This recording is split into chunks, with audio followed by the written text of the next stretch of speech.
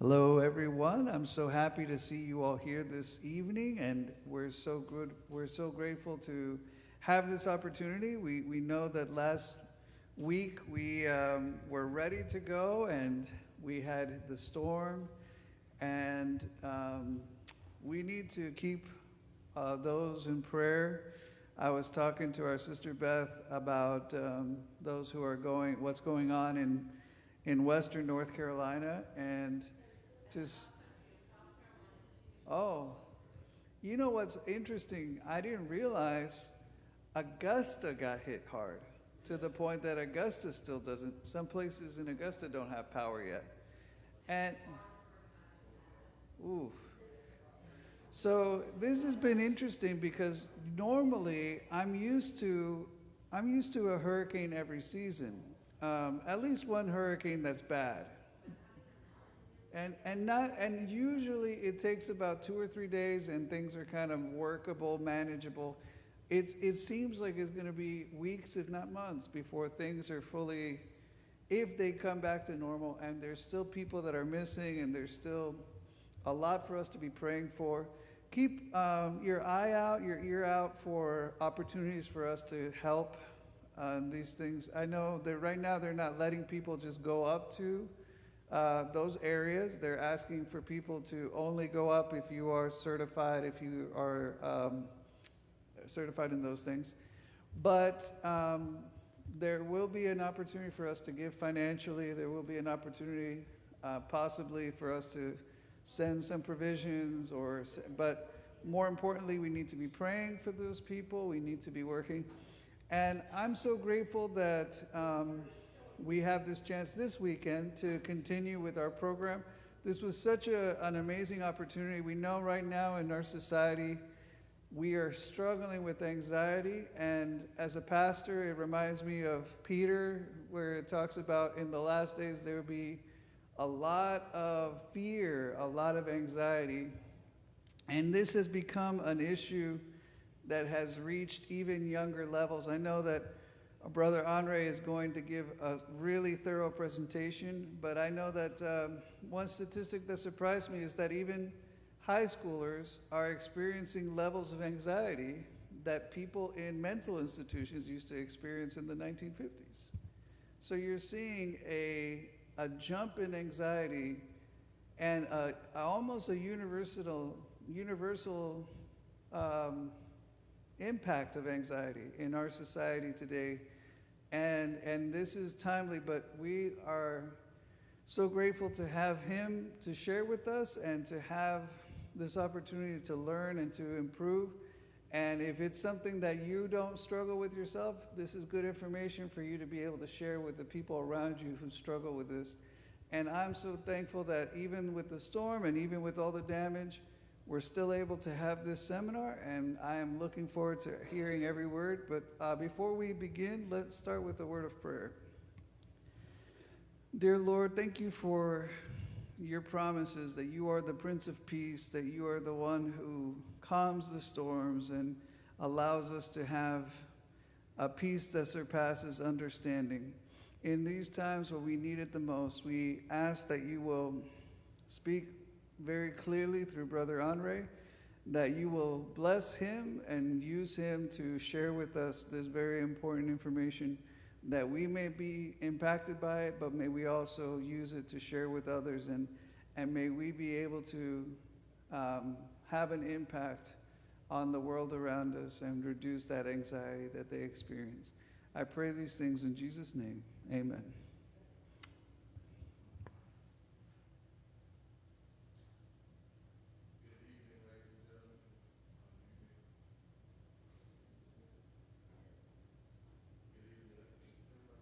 Let's see. Yeah, there you go. Good evening, ladies and gentlemen. Turn me down just a little bit, good echo here. I am glad and excited that everyone is here to be able to really learn from this series. Turn me down a little bit on lapel 2, please, ma'am. Um, Turn me down a little bit on lapel 2. Yeah, just turn it down. That's okay. Um, Let me tell you a little bit about myself first. Um, I started out in mental health back in 1992, so I'm kind of carbon dating myself a little bit here. I started off initially as a job coach that I would help the persistently and chronically mentally ill find employment within the community. And then I did that for about 5 years. And then I kind of saw that for me to actually get better, that I needed to go back to college. So I went to graduate school and did that for a couple of years. And then after out from graduate school, I actually got a job working, of all places, the South Carolina Department of Corrections. So I did that working with the mentally ill population that was in the prison system. Then after that, I came back to mental health, and I did a little bit what's called partial hospitalization. I worked with individuals who were literally 1 foot in the hospital and 1 foot out of the hospital. So I did that for several years. And then I started back doing what my real true passion was working in a psychosocial rehab program. And started doing that for a little bit, and then I got to a point where I actually was able to run my own day treatment program.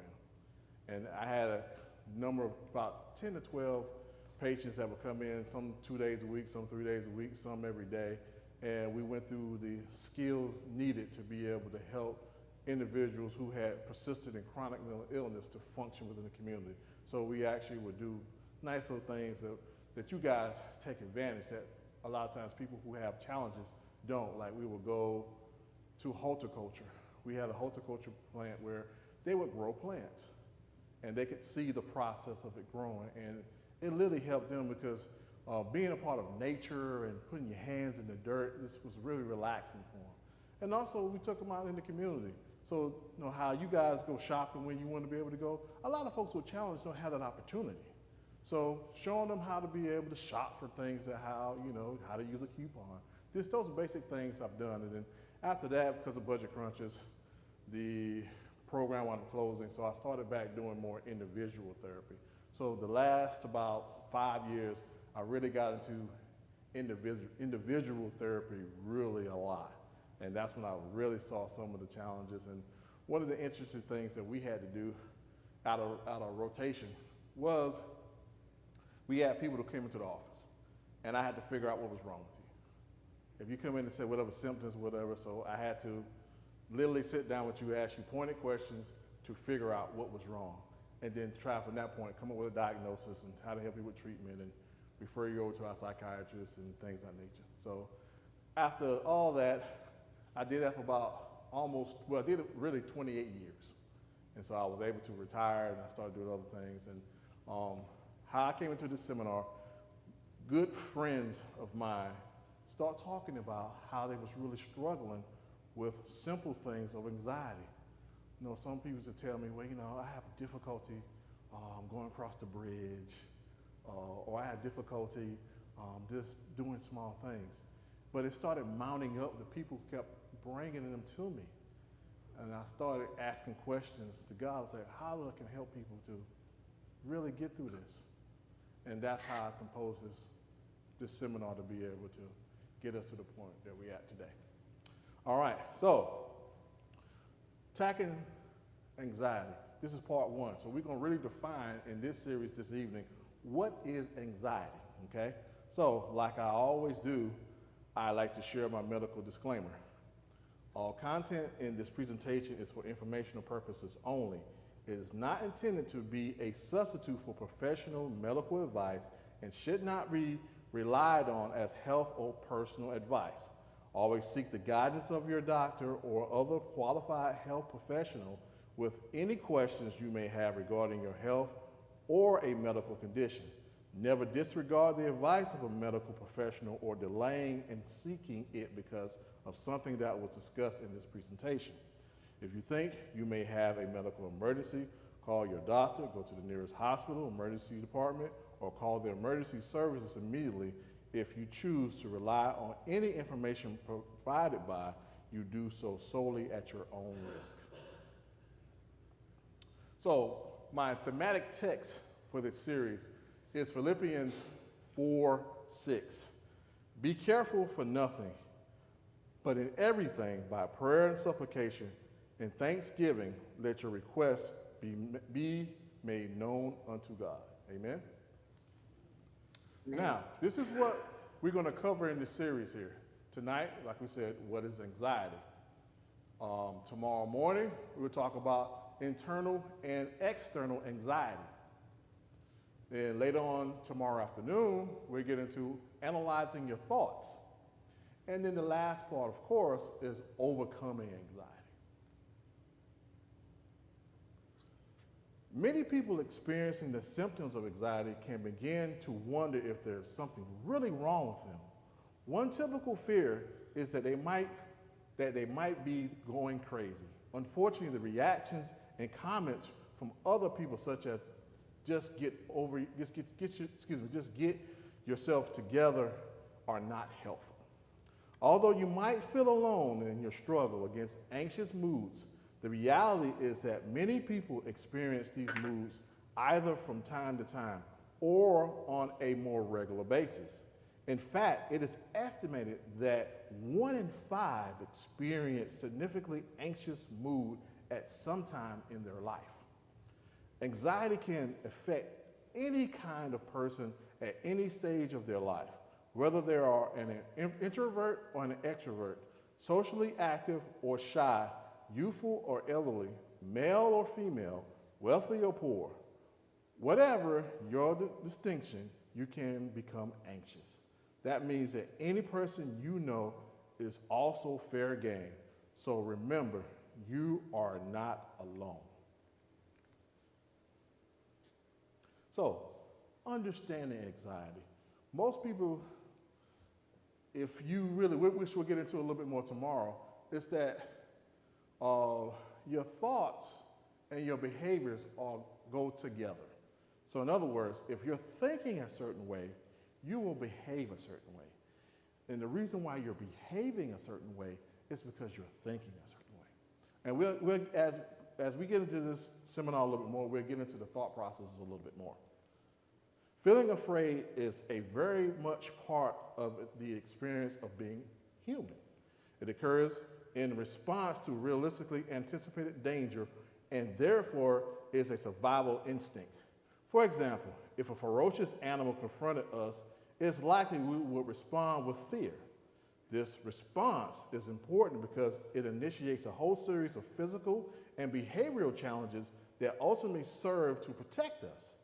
In this example, when confronted by an animal, the feeling of fear would probably lead us to either run for our lives or become significantly pumped up to physically defend ourselves.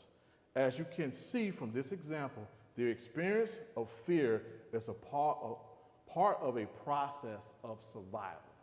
So we'll get into it in a few minutes. It's called really fight or flight. So if you're facing a situation, you're either gonna stand up or you're gonna take off running. Okay, so if they say take off running, you can live and fight another day, hey, that's fine, okay? The experience of anxiety is very similar to the experience of fear. The main difference is that anxiety occurs in the absence of real danger. That is, the individual may think they are in danger, but the reality is that they are not. To illustrate this, think of the anxiety one may feel when walking down a poorly lit alley. The individual may feel anxious because they perceive some potential danger. This may not mean that there is any real danger in walking down this particular alley, but what causes the experience of anxiety is that a person believes that they are in danger.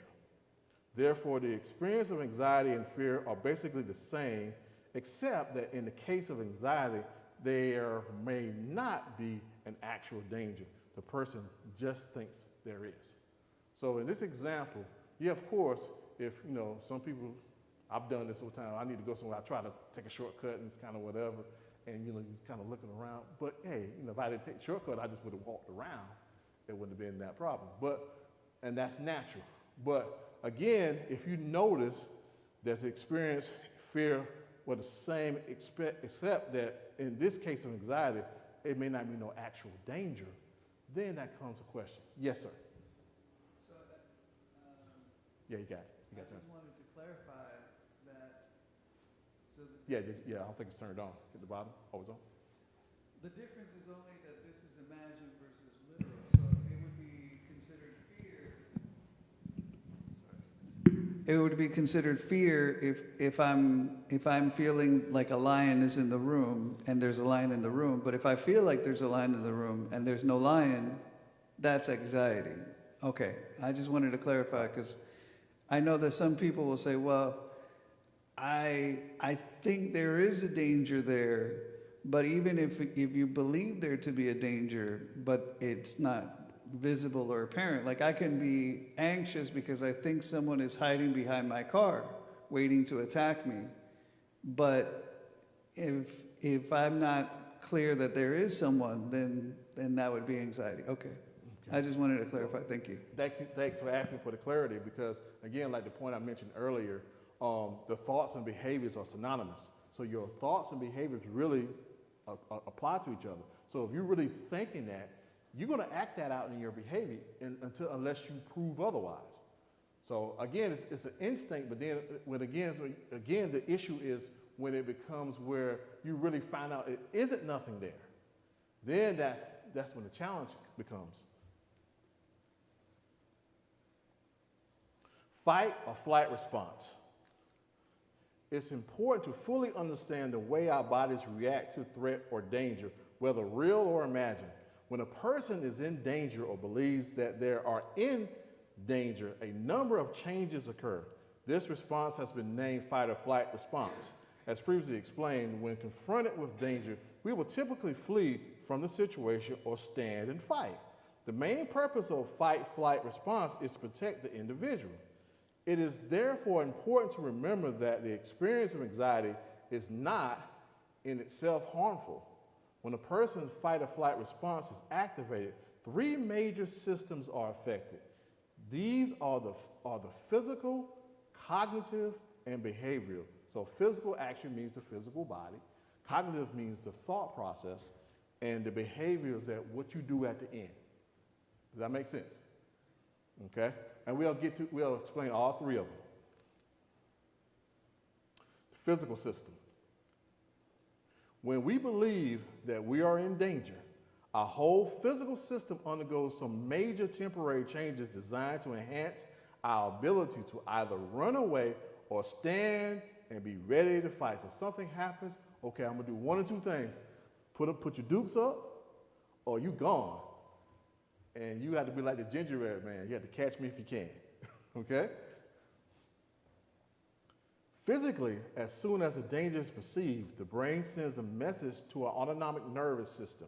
Our autonomic nervous system has two sections, the sympathetic branch and the parasympathetic branch. These two sections control the physical changes that occur in the fight or flight response. The sympathetic branch is the part that activates the various areas of the body to be ready for action. When the sympathetic branch is activated, it includes all areas of the body and wherefore the person experiences physical changes from head to toe. So that means you may start sweating, your blood pressure may go up, you may start breathing hard. Those are the physical things that will happen when anxiety occurs. To get things moving, the sympathetic nervous system releases two chemicals from the adrenal glands on the kidneys. These chemicals are called adrenaline and norepinephrine and are basically messengers to serve to maintain the physical changes for a sufficient amount of time. Like the example you use, Pastor, the lion's in the room, the lion look like he's gonna really do something. Okay, I'm about to, let me see how far I can get from the door, or if I can, I might be, okay, I'm gonna ease over here. I'm gone. That's a part of what the body's going to do. That's natural. So what are these physical changes that the sympathetic mechanism produces when you're anxious? An increase in heart rate, strength of beat. One physical change that is quite noticeable to the person experiencing the fight or flight response. There's an increase in heart rate and the strength of heartbeat. An increase in heart rate enables blood to be pumped around the body faster so that oxygen gets delivered more promptly to various tissues of the body and waste products can be efficiently eliminated. There have been situations that you get scared straight, okay? And that can happen because your body is trying to like, okay, if we got to go, we got to go. We don't need no extra baggage, okay? If you know what I mean. So if you're going, you're gone. A redistribution of blood from areas that aren't as vital to those that they are. There is a change in blood flow away from places where it is not needed, such as the skin, fingers, toes, towards the places it's likely to be needed, like the large organs or muscles. Like you may need your legs to run, so your legs gonna get the blood so they can take off running. This is very useful because if we are attacked and cut in some way, we will be less likely to bleed to death, as the blood will be with the vital organs. This physical change results in skin looking pale and feeling cold, and also in the experience of cold, numb, and tingling fingers and toes. So the body has a way it's going to protect itself in this level of anxiety if it occurs. 3, an increase in the rate and depth of breathing. As well as changes to the heart rate, there's also changes to the speed and depth of breathing. This is very important as it provides the tissues with the extra amount of oxygen required to prepare for action.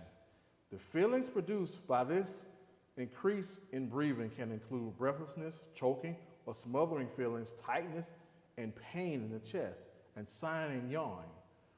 One of the main side effects of this increase in breathing is that the blood supply to the head is actually decreased. This is not dangerous, but can produce a collection of unpleasant symptoms, including dizziness, lightheadedness, blurred vision, confusion, feelings of unreality, and hot flushes. Okay, so your body's gonna do what it needs to do to protect itself. Okay, so this is all natural. This is the physical aspects. An increase in sweating. Another physical change in fight and flight response is an increase in sweating. This causes the body to become more slippery, making it harder for a predator to grab, and also cooling the body and thus preventing it from overheating. So if somebody's trying to chase you, they're gonna grab you, and you have on a short sleeve shirt and you're sweating, they can't grab you because it slips right off. Widening of the pupils of the eyes. One effect of the fight and flight response is that people are often unaware of is the pupils widen to let more light, which may result in experience of blurred vision, spots before their eyes, or just a sense that the light is too bright. This change enables the person to more effectively use their sight to identify hidden dangers, such as something lurking in the shadows. So in other words, your peripheral vision will improve when there's a real true case of anxiety and you're really trying to look and see whatever, because everybody know we have this thing called peripheral vision. You take your finger and hold it out and hold it here, look, and you should be able to see. That's a part of what's called your peripheral vision. If you can look straight and still see your finger, that means you can see something coming. So that increases when the anxiety level goes up. Decreased activity of the digestive system. The decreased activity of the digestive system allows more energy to be diverted to systems more immediately related to fight or flight. The range of effects you might notice as a result of this body change are a decrease in salivation, resulting in a dry mouth, and decreased activity in the digestive system, often producing feelings of nausea, heavy stomach, or even constipation. Muscle tension.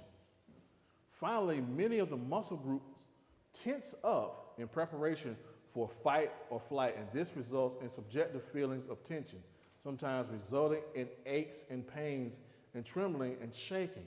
The whole system process is a quite comprehensive one that leaves the individual feeling quite exhausted. So most people who really experience anxiety over time, it's tiresome because your body's going through all these changes. And then as soon as it calms down, it's kind of like almost a workout because you're so tense and you're so tight. And then by the time you try to relax, I am tired. because all these things are elevated so much that when you finally calm down, it's like, whew, man, I literally have to take a breather here because I'm so tense. Now, the behavioral system. As already mentioned, the two major behaviors associated with fear and anxiety are to either fight or flee.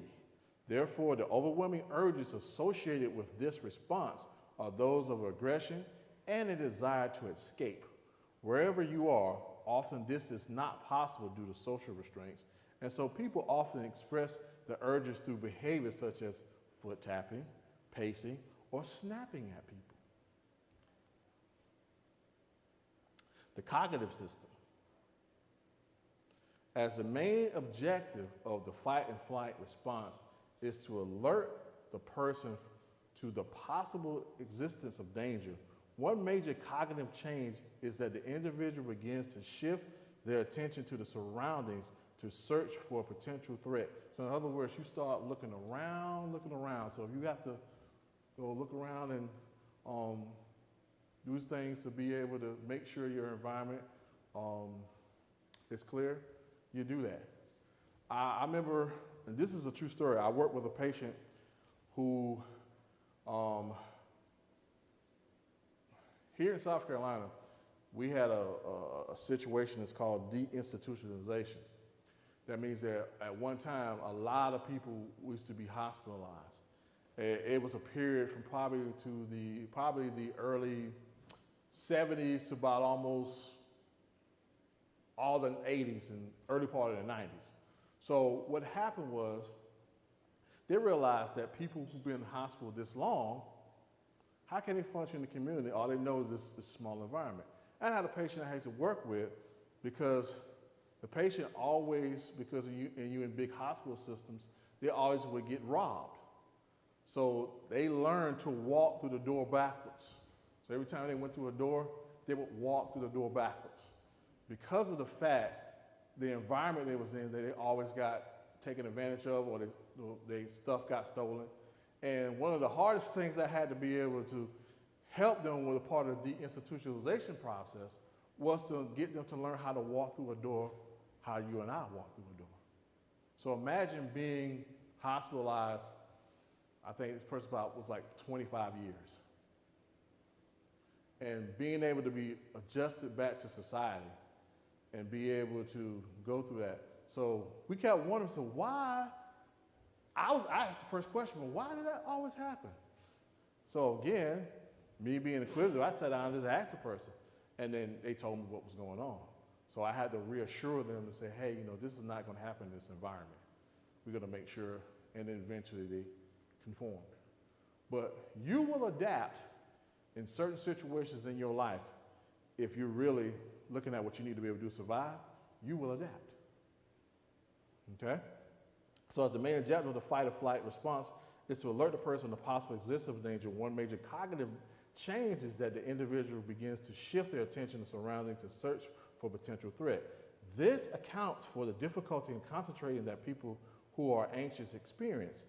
This is a normal and important part of the fight-flight response, as its purpose is to stop you from attending to your ongoing chores and to permit you to scan your surroundings for possible danger. Sometimes an obvious threat cannot be found. Unfortunately, most of us cannot accept not having an explanation for something and end up searching within themselves for an explanation. This often results in people thinking that there is something wrong with them. They must be crazy or dying. Now, this is what happened with the restoration of the systems. One of the immediate dangers has abated. The body begins a process of restoration back to a more relaxed state. This is once again controlled by the autonomic nervous system. This time it instructs the parasympathetic branch to begin the process of counteracting the sympathetic branch. As a result, the heart rate begins to slow, breathing rate slows, the body temperature begins to lower, and the muscles begin to relax. Part of the process of restoration is that the system do not return to normal straight away. Some arousal continues, and this is for a very good reason.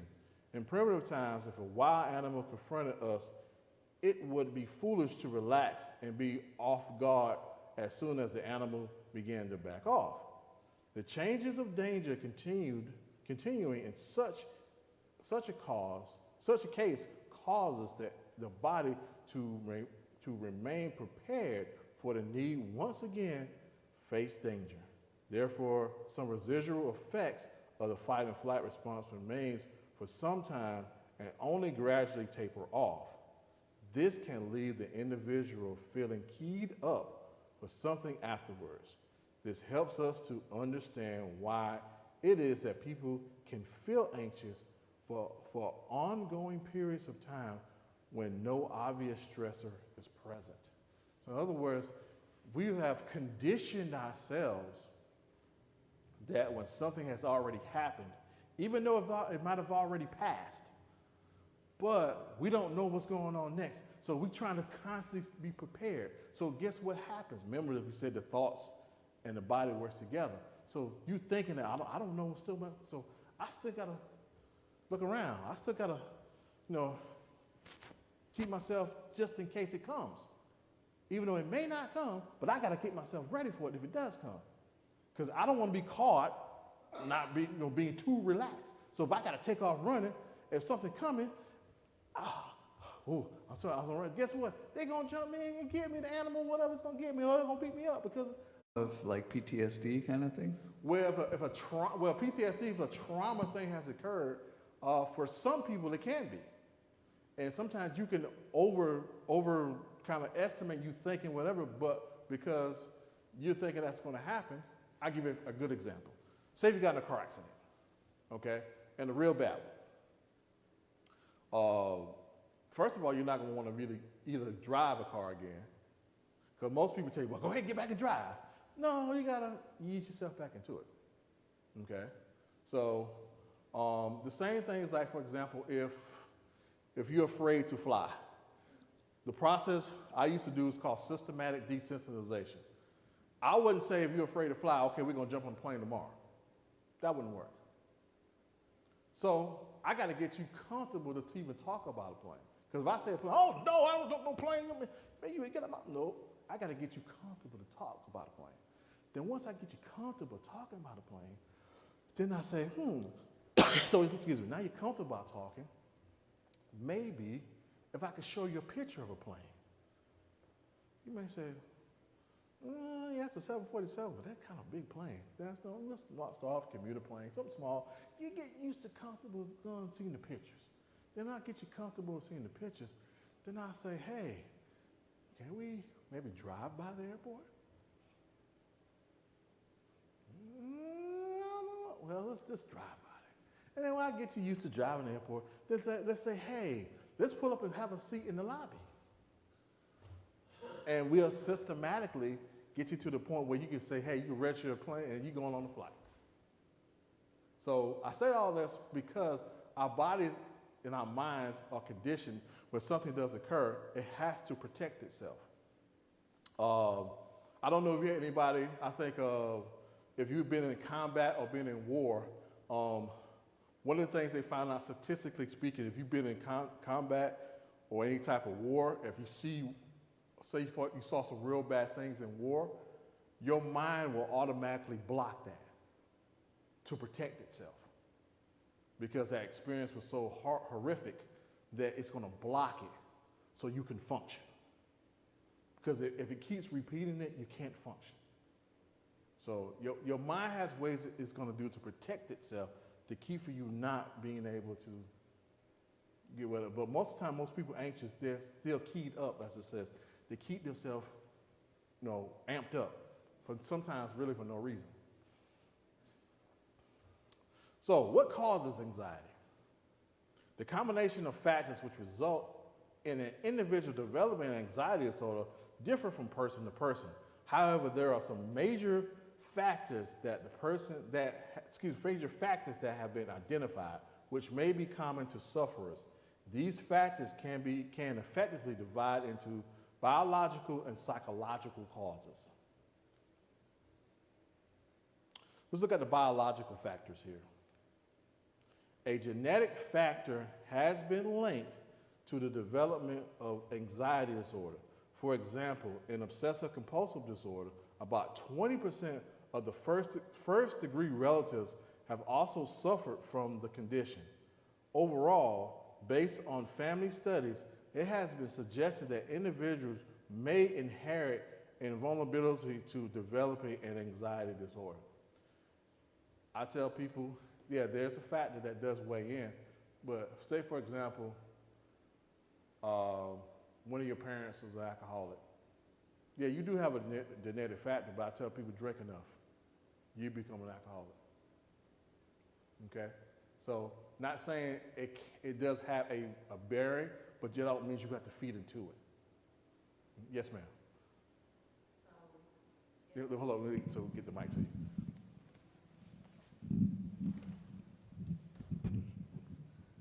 So if a parent has obsessive compulsive disorder, do they almost teach it to their children sometimes? To have that, like, by being exposed to it so much, then I learn to be the same? I don't know. That's one factor. Also, the child can develop it themselves. Like, say for example, the parent is so distraught and they're trying to be perfect in their eyes. And so because they're trying to be perfect in their eyes, they try to make sure everything they do is like, if my parents said that whatever case may be, I'm gonna put this pillow together because I want all the pillows to be lined up a certain way because my mother is so disorganized and my parents are so disorganized. I like stuff to be organized. And so because I like stuff organized, I can adopt that. Or just like you said before, the parents can instill it so much, like if you don't put this thing together here, so that factor can weigh in. But typically there's always some type of genetic aspect, if you know, because genetics is what they are. It's just some things you just, but a lot of it, again, it can be considered learned behavior. So, good question though. Psychological factors. Having this genetic vulnerability does not imply that those individuals will develop an anxiety disorder. A great deal depends on the lifestyle of that person, the types of life stressors they have encountered in their early learning. For example, if we're taught to fear a certain neutral situation as a child, it can become difficult to extinguish these learned patterns of behavior. Therefore, we may have developed certain patterns of thinking and behaving, which contribute to the development of an anxiety disorder. So a lot of things we can create because they're learned behaviors is that if your parents have instilled certain things and, you know, if your parents grew up some type of disciplinary aspect, like, okay, so for example, I've had patients who parents were in the military and they took their military to the nth degree. That child needed to make sure that bed was made and the quarter could flap off of. Okay? That child needed to make sure certain things had to be done. I'm just using that for example. There are some parents that they like certain things a certain way. I know I grew up where, you know, certain things you couldn't do and it had to be a certain way. If it wasn't a certain way, it was going to be a grave misunderstanding. Okay? So there are certain things in lifestyle as early on what we do adopt. And then sometimes we take that what's been taught to us, and then we can, as individuals growing up, we can take it to a different level or a different extreme too. You know, so we have to be careful, especially nowadays, how when I was growing up, we didn't have what these kids got to deal with social media and all this kind of thing. The worst thing we had, we got in a fight, we was friends at the end of the day because, you know, this was different. Now, you know, you got the cyberbullying, you got all these things, and it's affecting our children in a level that is astronomical. And these kids say all these things online, and you be like, well, when are they learning this? Because, you know, again, I'm contradicting myself here. I remember when we started really using computers, I learned how to type on a typewriter. We didn't even have a keyboard. It was literally, I took a typing class in high school, and it was an IBM typewriter. That's how I learned how to type. And my typing teacher said, if it went back, whatever, that was a point each time, you had to use the ribbon. So now some of these kids, they can't even write their own name because they're so used to typing. Beth, I know you probably see that, right?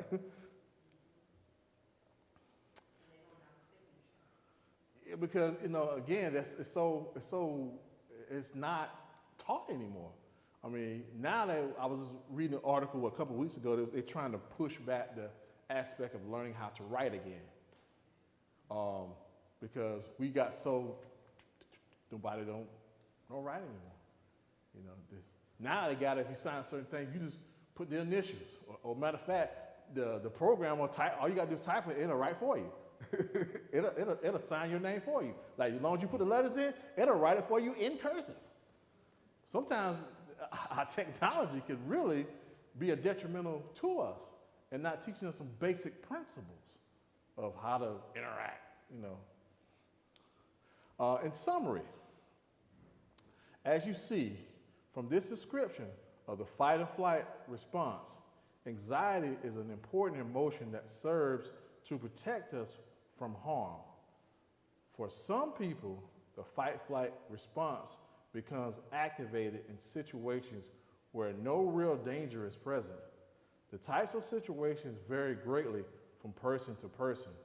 For example, simply anticipating poor performance on an examination can be enough to activate a fight or flight response. An anxiety disorder is usually diagnosed when a person cannot manage to function adequately in their daily life due to frequency and severity of symptoms of anxiety. It is important to keep in mind, however, that some anxiety is functional, enabling us to get to work on time, meet demands, cross busy streets, and remain aware of our surroundings. So it's not a bad thing to be anxious or have anxiety. You just got to look at what the situation is. Okay, especially if you work, if you have to meet a deadline.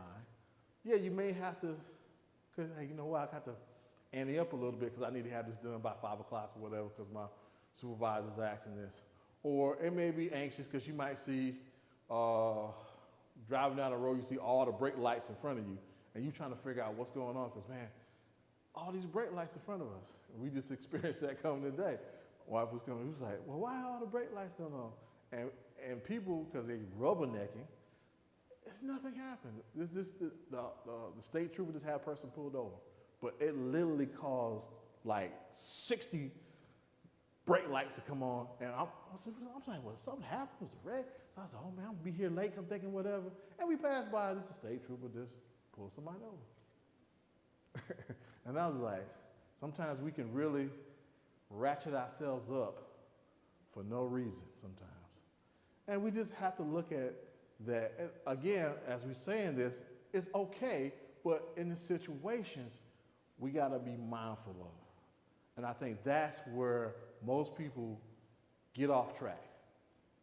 So being anxious is not a bad thing, it's just what you gotta look at. And it also helps you keep things in perspective.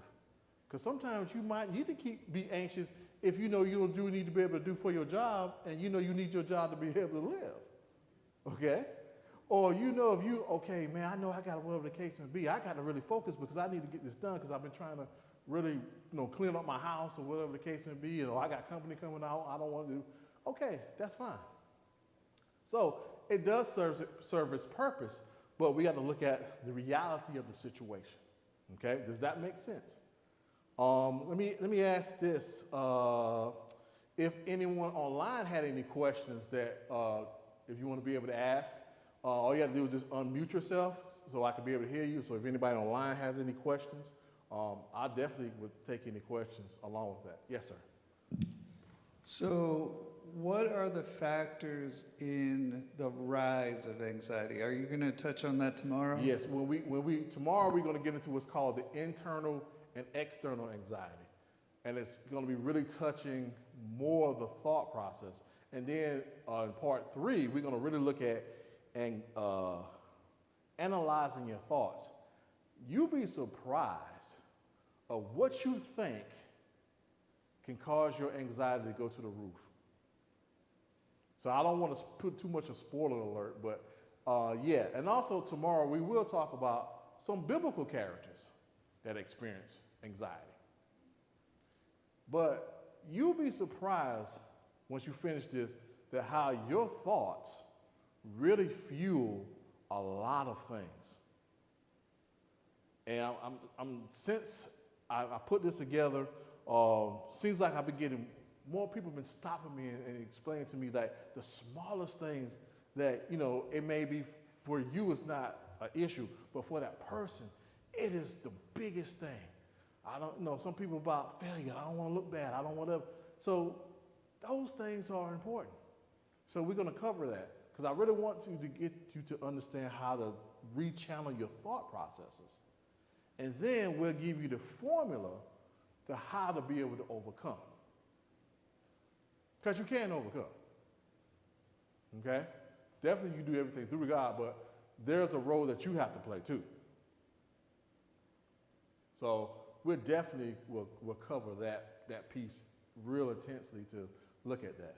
I open the floor to anybody else had any online questions that if anyone else needed to, they wanted to online, just unmute yourself and if you had any questions on that aspect.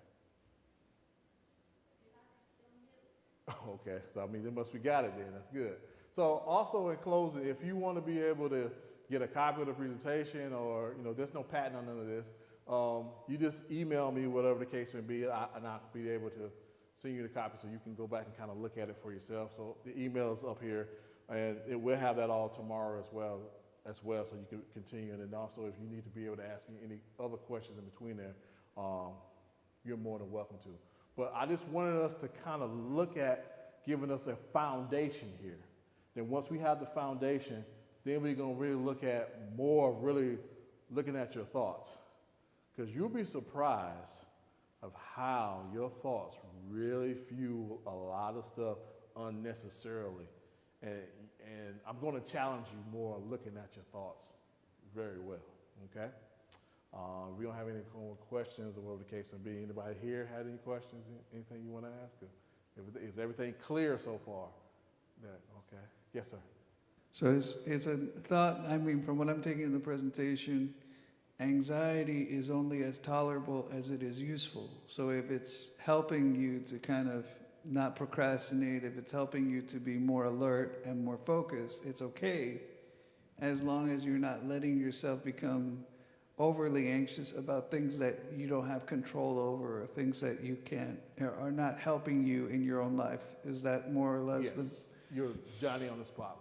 Perfect. Yeah, and that's where we have to challenge our own thinking processes and content.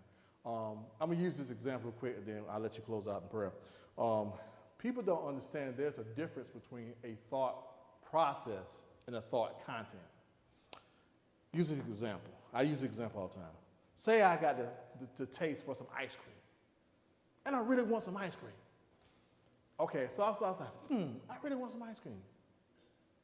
Where can I go get some ice cream? Oh, I can go Wendy's, McDonald's, or whatever. So now I have the thought just because I really want some ice cream. Now that's the thought content. The process is how I'm going to get the ice cream. So now I know where the places are. So now I'm saying, which one do I like better? Do I like the Wendy's one? Do I like the McDonald's one? Do I like Dairy Queen? And so I start figuring it out. And he said, you know what? I really got the taste for Wendy's tonight. And I'll go get the Wendy's because that's what I thought about. So I want everybody to take that as a foundation to look at your thought processes and your content a little bit more so you can learn how you think. Because you'll be surprised that you be doing certain things because you really didn't think it through. You're just being reactionary. And there's a difference between being reactionary and responding. Yes, ma'am.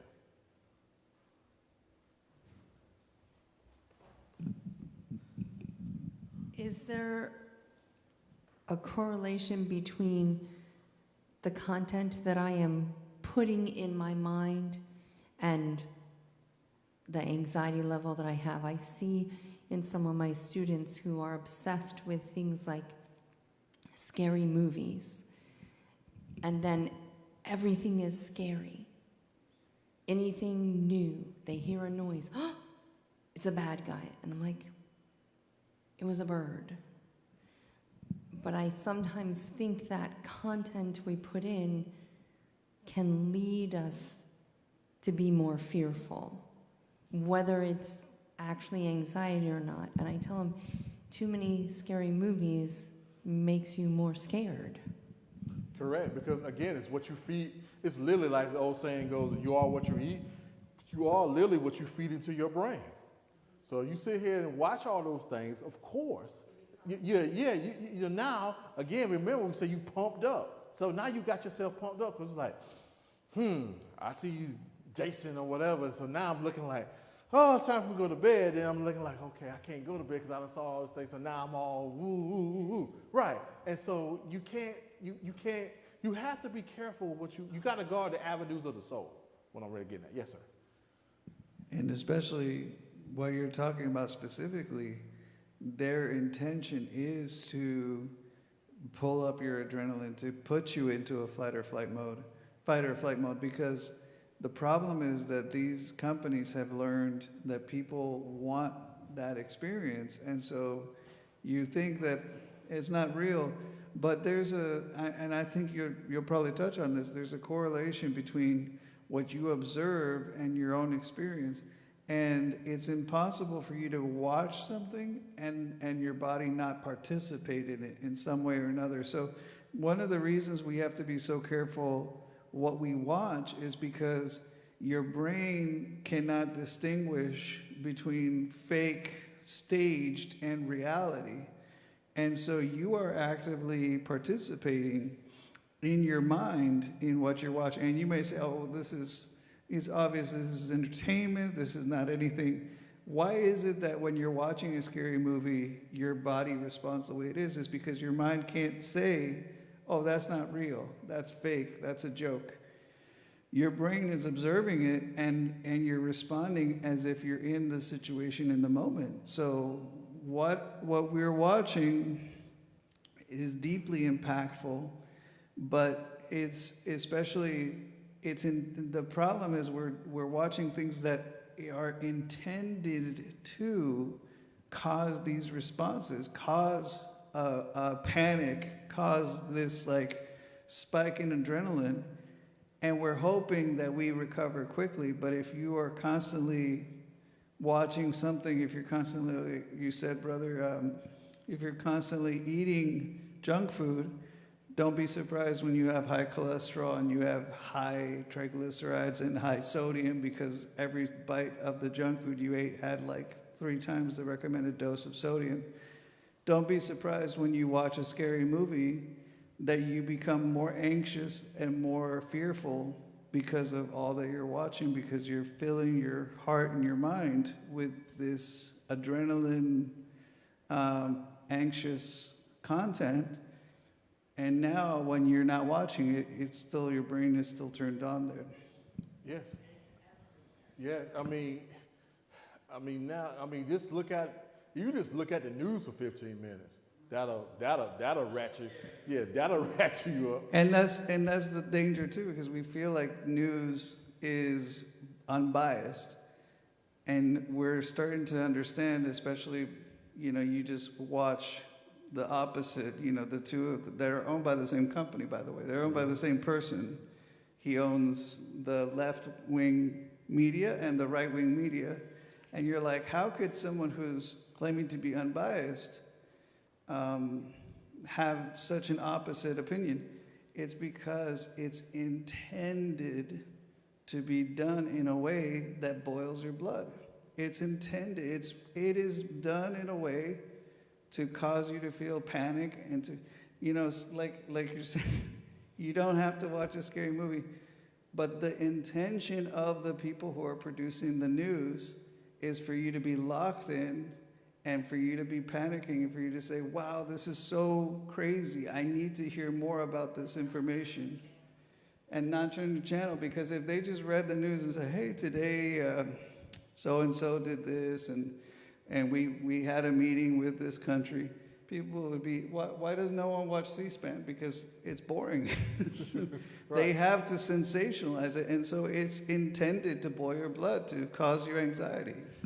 And to piggyback on that even further, this has been done throughout history, folks.